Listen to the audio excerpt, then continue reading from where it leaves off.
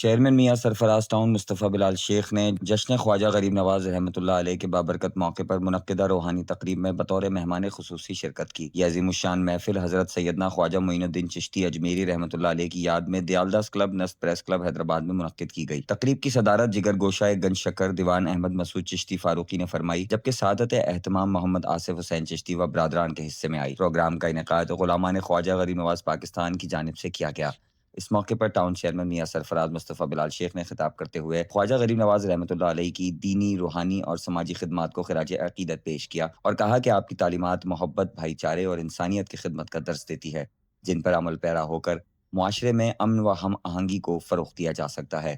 محفل میں علماء و مشائخ، سماجی و مذہبی شخصیات، عقیدت مندوں اور شہریوں کی بڑی تعداد نے شرکت کی، جبکہ آخر میں ملک و قوم کی سلامتی، ترقی اور خوشحالی کے لیے خصوصی دعائیں کی گئیں۔